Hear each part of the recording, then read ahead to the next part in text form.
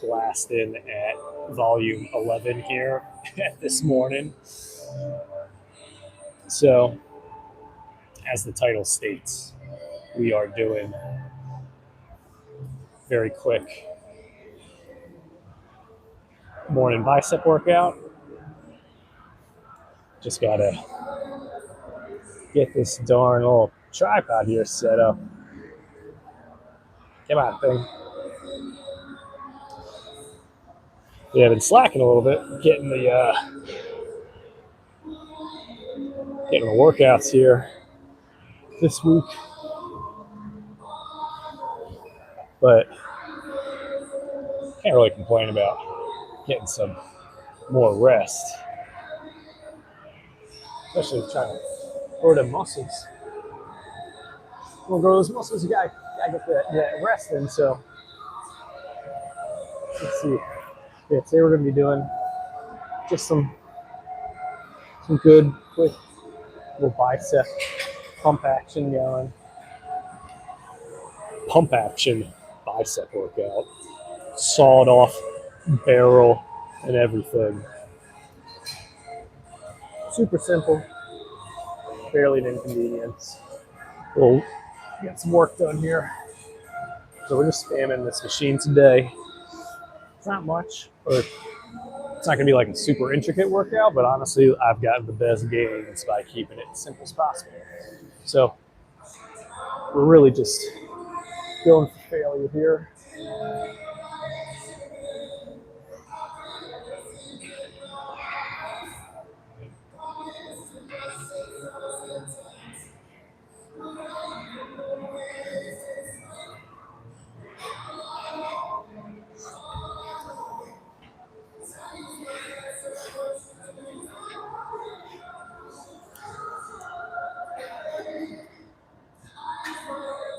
There we go.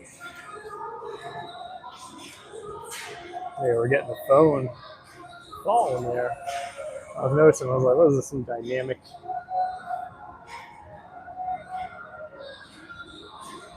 tripod action going? Yeah, I wonder if...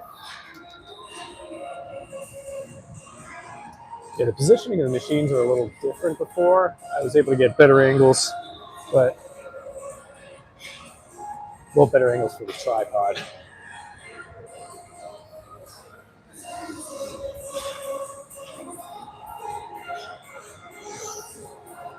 Whoa. Jim, yeah, what's going on?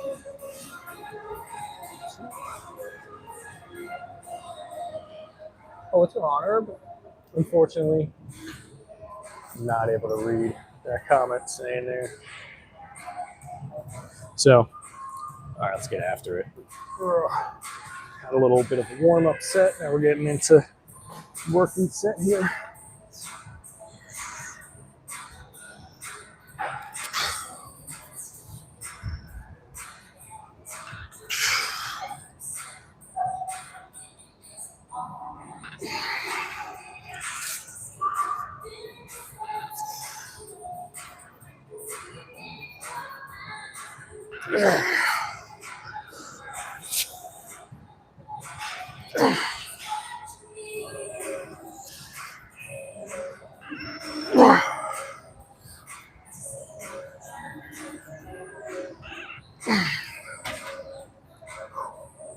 There we go. Face away curls. I'm trying to think which ones those are. I'm imagining the wrists are facing down. Is that the type of curls you're talking about? Or are you talking about the ones where it's like you set the cables up? You're getting like the sideways thing going? I've probably seen the face away curls, but I'm just not familiar with what those are. Let's see. That's probably a little bit of a better angle there.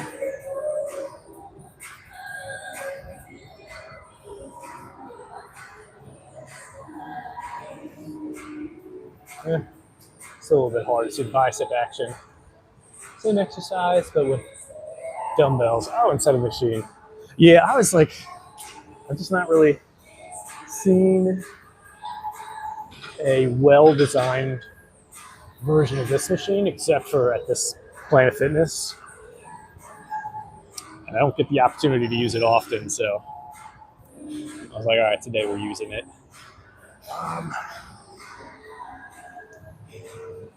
It's mad annoying. I had a good setup camera angle wise here before. I think that kind of works. We'll zoom it in a little bit. But yeah, how's it going? Hassan and Elliot. All right, bro, we're gonna have to kind of pause you for a second. We'll do just a minute there. Normally, I don't ever do that. That was too much of the same exact comment. So I don't hate me, or you can hate me. Free country here, at least. It's all about better range of motion. Oh yeah, a full stretch. Yeah, this one I get like a pretty good feeling pump going. But I don't like to use the verbiage stretch that much because I've had people genuinely try to like get stretches with weights. So instead of using the word stretch, what I imagine, I think what people are really referring to is feeling that tension on the muscle. However, keep going, bro. Oh yeah, I appreciate the little feedback comments there. A moment ago, I was gonna do like a decline dumbbell curl, but the machine was open, so I was like, all right, I'm gonna use this. So like right about here, I feel like a good amount of tension on that bicep, keeping that flexion throughout the whole movement.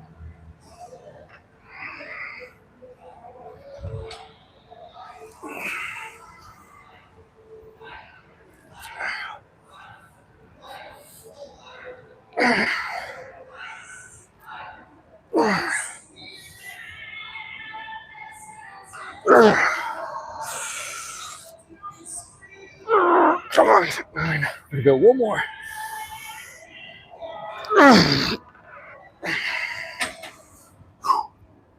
Whoa. Bit of a cheat rep there at the end, but feeling it. Yeah, what's going on, Mr. Grunick? Herbs. I feel bad. I want to reply, but I can't read. I don't know what you're saying there, so hopefully keeping it PG. Yes, these bicep exercises. I've been doing much more of them. I don't typically, for a while, I wasn't doing really any arm workouts, but been wanting to kind of beef up the size on the arms there. And what better way to do that than by working out your arms?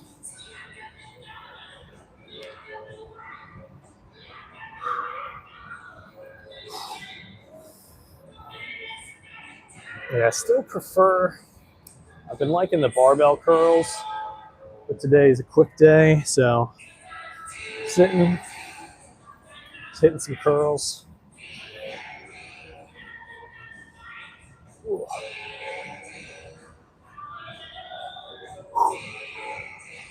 I've been experimenting a little bit with different bicep exercises to see how it influences the growth of the bicep. My growth theory is that if you're doing a bicep exercise that requires you to have your arms a little higher up, so you can think like, setting up cables, doing like face curls, or if you are doing like preacher curls where you have your elbows on that padding. So the higher up the elbow, the higher up on the bicep it'll work. For the longest time, I was only doing like preacher curls, and you can kind of see there's this like peak way up here. And this part has only started to rise because I've started doing more curls where my elbows are at my side. So higher up the elbow, higher up the bicep. The lower the elbow, the lower the bicep it'll work. And if you go closer with the grip, it'll work. And this is the part I gotta like dial in a little bit more.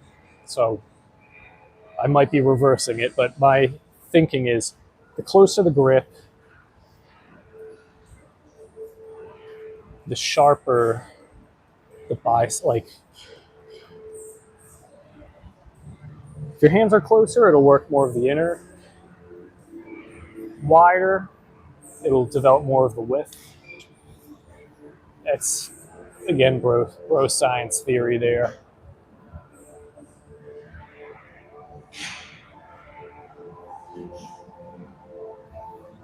And again, the only reason so it's a little hard to see, but notice how it kind of like narrows in right here. This side as well. It's a little shadow lighting wise, it's a little hard to tell, but the bicep is not. So it's kind of it's straight when it's flexed up here, but then when it goes down, it begins to go on this like angle where it's further down on this side. Again, preacher curls, close grip.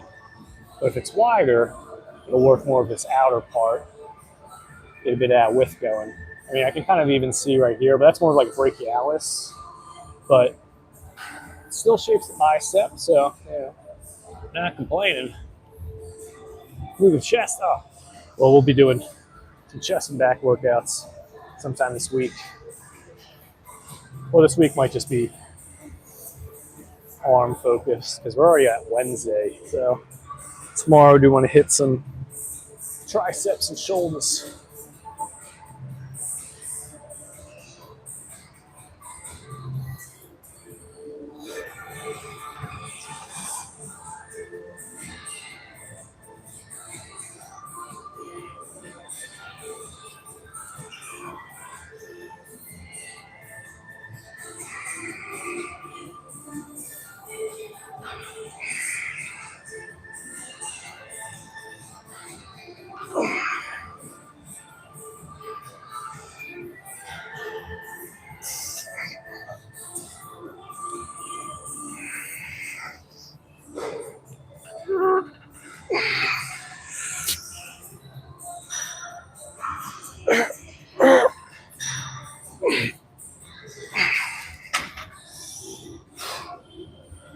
Very much a cheat rep there at the end.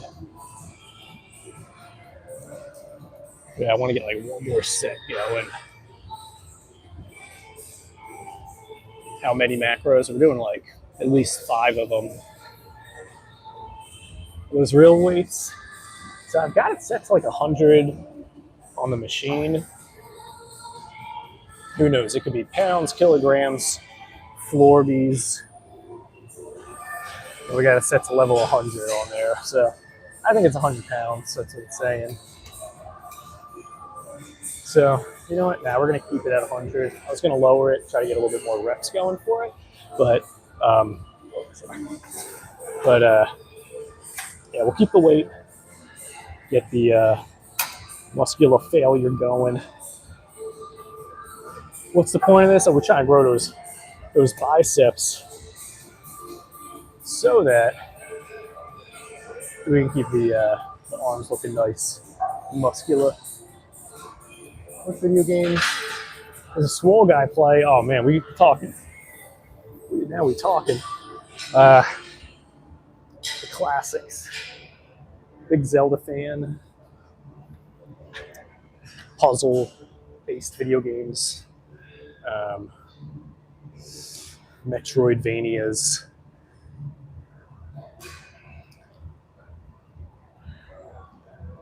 Trying to think of any other ones.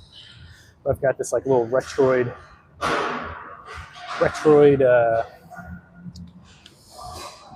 handheld. Comes like preloaded with some games on it, but I basically like deleted all the games. They were just all crappy like bloatware games.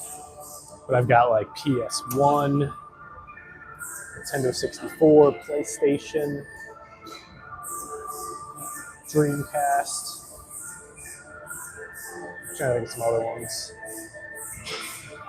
Yeah, those are all consoles that I've got on there. Not all the games for those consoles, just the fun ones. All right.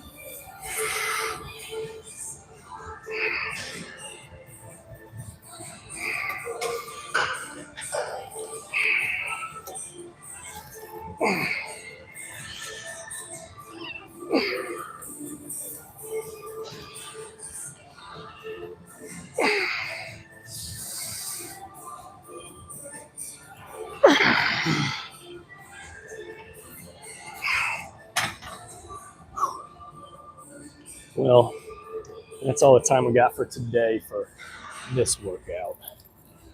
Doesn't mean we're done with the live stream. Just means we're done with today's very quick bicep focused workout. On my way back, exclamation point.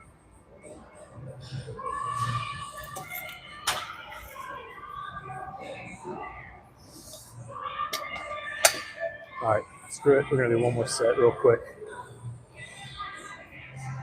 Lulu Chew. Unfamiliar. What is that? Street Fighter?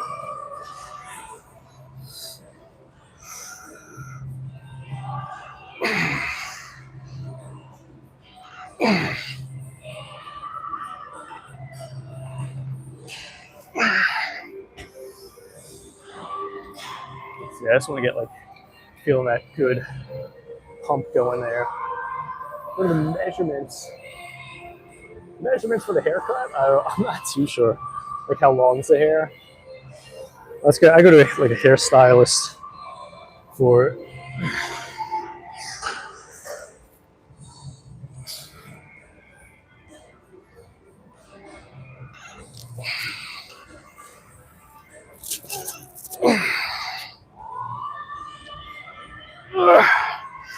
Come on.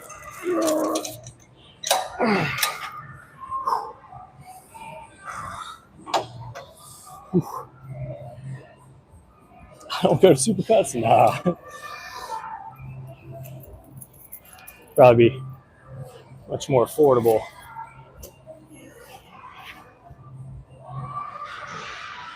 Yeah, it's just like a stylist in my area that I go to.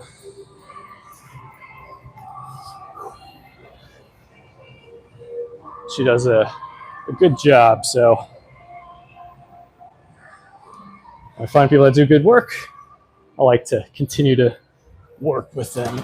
But yeah, super fast bicep workout there.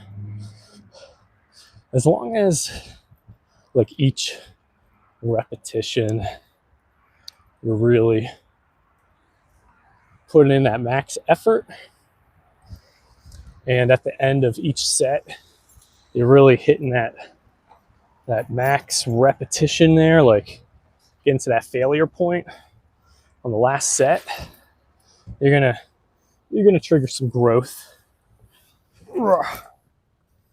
I was hearing about how some studies have been showing that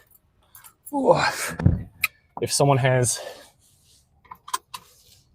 really good mind muscle connection going, where they can consciously flex and engage their muscle to the point where you're flexing it so hard, like kind of feels like, oh man, my muscles are kind of cramped. I feel like they're kind of cramping up a little bit. The better that flex, the better the gains.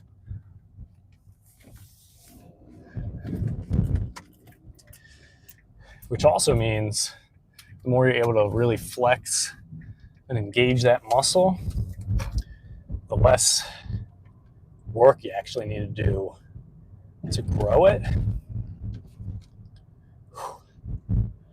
So that's kind of cool. So it's like the better you get at a given lift, the better you get at flexing, contracting that muscle, the less you actually have to, like, quote unquote, work it. You don't have to do as many sets or as many reps. But me personally, I'm a big fan of the 12 to 16 rep range. Very difficult. Oh, yo, what's going on? Oh, we got Love Bug and Footchick in the chat. There we go. How good? Got a crazy good bicep workout. Well, crazy quick and pretty good bicep workout going there. I'm feeling the tightness in the arms. A little bit more in the forearms than I would like, but these biceps were certainly feeling fatigued by the end of it. 18-year-old girls working at Supercuts. What's not to like? That's funny. I did not know that. And you tell me this now after I already got my haircut done last weekend? Come on.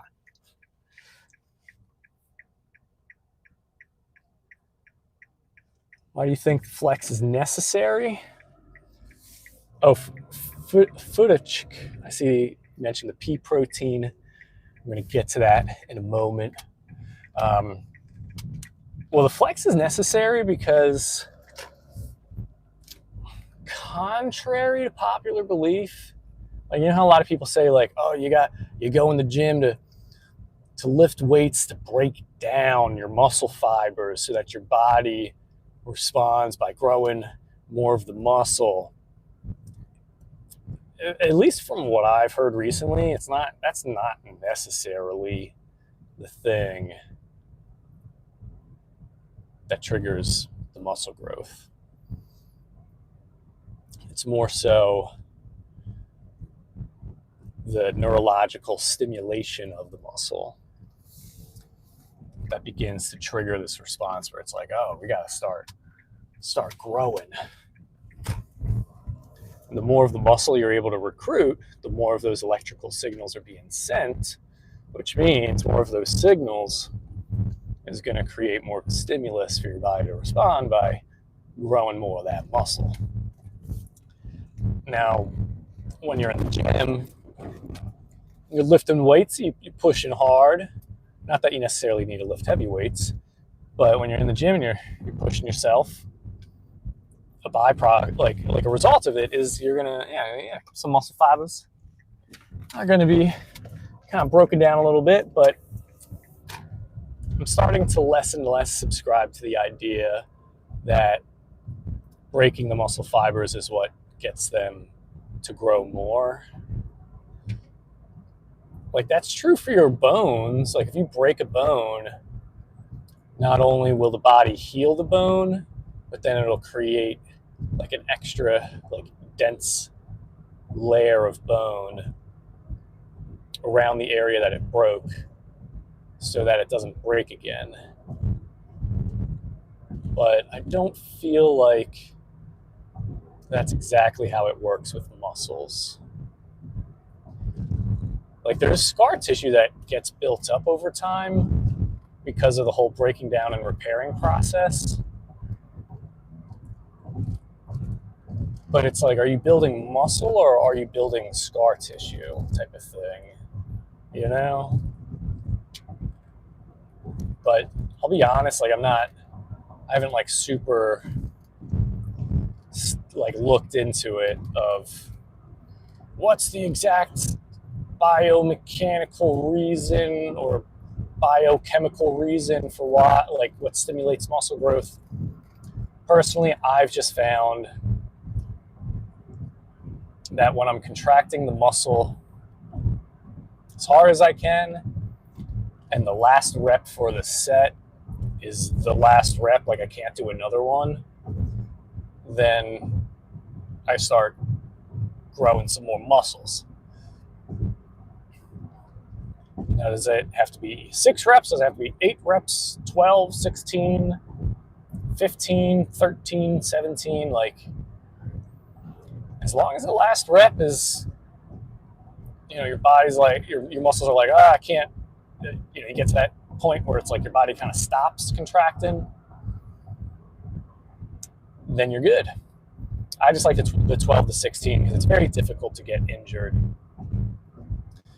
when you're lifting an amount of weight that you can do 16 reps of. Lower reps tend to require heavier weight, and if you pull a muscle or something like that because the weight's super heavy, then now you're out of the gym for a little while, so you're not going to get any better that way,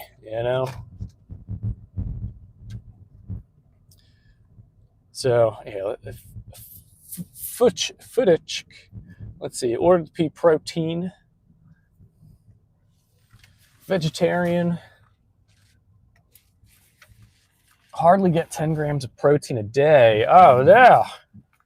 Started taking 35 grams a day. I noticed a difference. It's definitely going to be 35, if you've been only having 10, you'll definitely notice some improvements. I would say try your best to get more than that in. How much protein? Well, if you take your height in centimeters, whatever that number is, that's going to be the amount of protein to eat. That's been at least from what I found, that's been the best way to get an idea. That's the best way of coming up with a good number. Because if you do it on body weight, that's not the most accurate unless you're, I guess, at a good body weight. I've worked with people who are guys that are 6'3" and 165 pounds, and then women that are 5'3" and 210 pounds. And it's if you do it on body weight, it's so the man who is 6'3" has to eat less protein than the girl who is 5'3". It doesn't make sense. And then it's well, no, for the guy, it would actually be a little bit more because he's underweight. And then for the lady, it would actually be a little bit less. And it's well, so now you're just changing the formula. But if you do your height in centimeters and whatever that number is, that's going to be a good range based on your height. And I like to do height in centimeters times 1.2.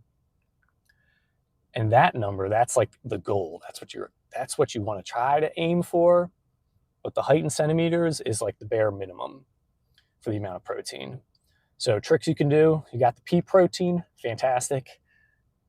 Pea protein shake in the morning. If you're able to do 2 scoops of it, let's say it's 25 grams, you do 2 scoops in the morning, you got a 50-gram protein shake right there. If it's too thick and it's I don't like it, don't do 2 scoops. You can do 1 scoop.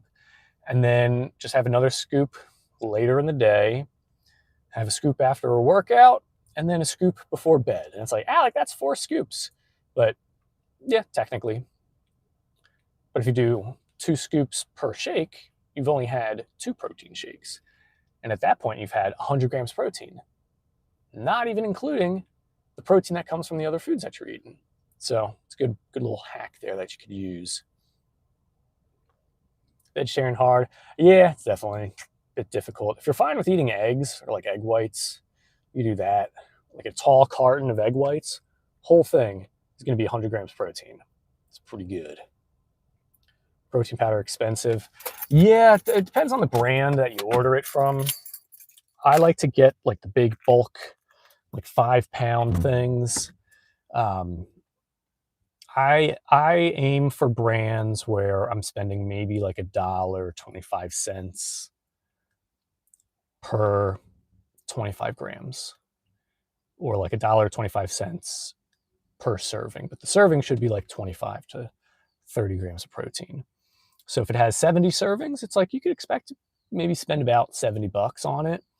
But it's going to be far cheaper than getting the protein from foods, especially if you're vegetarian. The quantity, the volume of food you need to eat to get the protein in from vegetables and whatnot is expensive.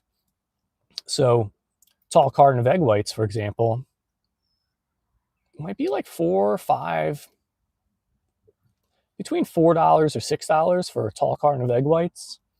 And that's a lot of food. So if you struggle with eating like a lot of food, because you get full very easily, eating a whole carton, like that could easily be an entire day of eating right there.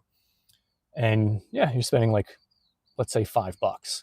But then if you're doing the 2 scoops in the morning, 2 scoops later in the day, if each scoop is like $1, then you spent $4 on 100 grams of protein, and you could still eat food, which is pretty cool.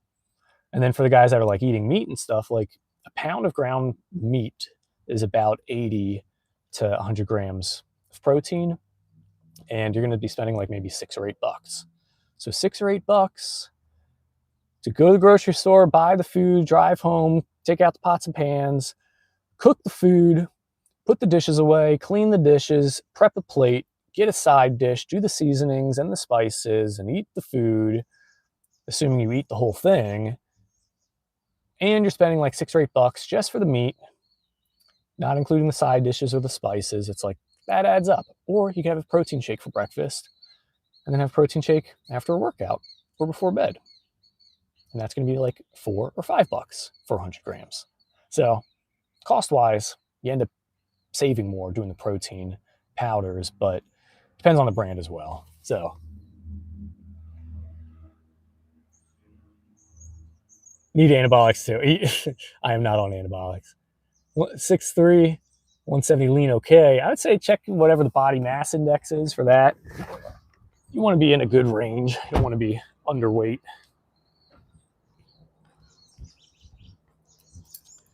Live is like, do you make it hard? Completely vegetarian. Okay. But not like vegan or whatnot. From where you are, protein powder privilege. Okay. Well, yeah, in that case, 2 scoops, you get 50 grams. 6'6", 245, is that good? Sounds like a solid weight. Might be a little bit too heavy, but whole banana, less than calories. When blended, it's going to be the same amount of calories whether it's chopped up or blended, but I got to go. Appreciate having you guys here. Hit that subscribe button. I'll check you out, or I'll be hanging out with you guys in the next workout live stream. So I got to go. Peace.